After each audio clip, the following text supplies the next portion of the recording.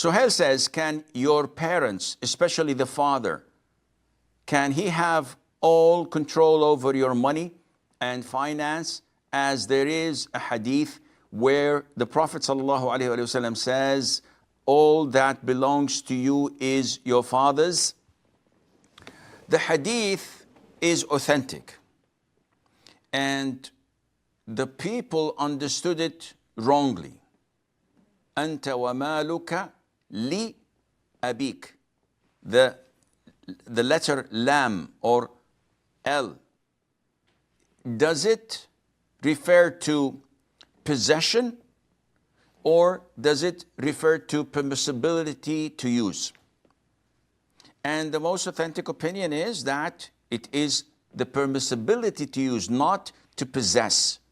Otherwise, if the hadith meant that you and your wealth, all that you possess, belong to your father, if this is what the hadith means, therefore, if you were to die, there is no need for your wife to inherit, your children to inherit, your mother to inherit, because your father will take everything. He says, all what my son possessed during his lifetime is mine.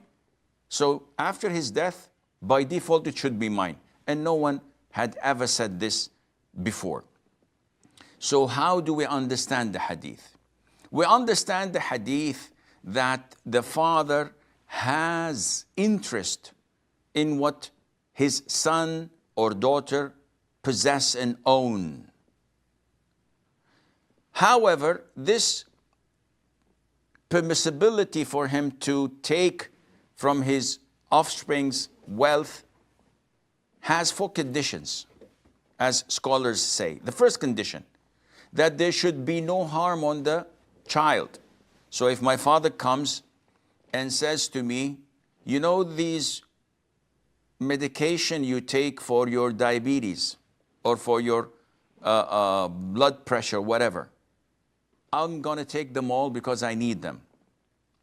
And I do not have sufficient funds to buy such medications, except those that I have with me. This means that he's going to harm me.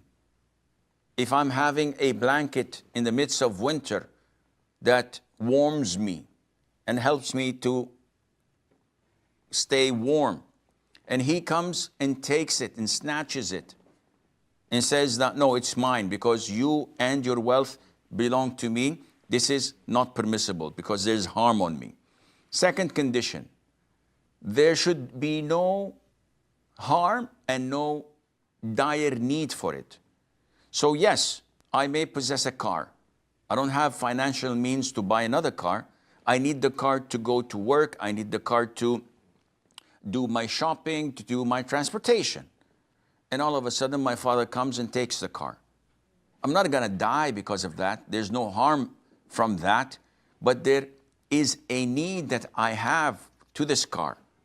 And by him depriving me from what I need, scholars say he has no right in that. Condition number 3, it doesn't harm me. I have no need for it. I have a lot of it. But he is going to take this wealth and money from me and give it to one of my siblings. This is totally prohibited. And it would increase enmity in my heart towards my siblings. For my father is favoring them over me and taking from my hard-earned money to give them. And this is not legitimate, not permissible. And he's not allowed to do this, and I'm not even obliged to give him. And the fourth condition, as scholars say, is that he is actually in need. So if my father was stone broke, he may take from my wealth that would fulfill his needs, and I'm obliged to give that to him. But if he's rich, yet he doesn't want to take from his own savings, and he comes to my house and he takes from my wealth, and he says that you and what you possess belong to your father. No, this is not permissible. And I know few rich men who, mashallah, they are rich and wealthy, yet they insist that their kids buy them cars, buy them tickets, pay for their rent, do things that they don't need because they have money, but they want to keep everything for themselves. The children are not obliged to do this, and Allah Azza wa Jal knows best.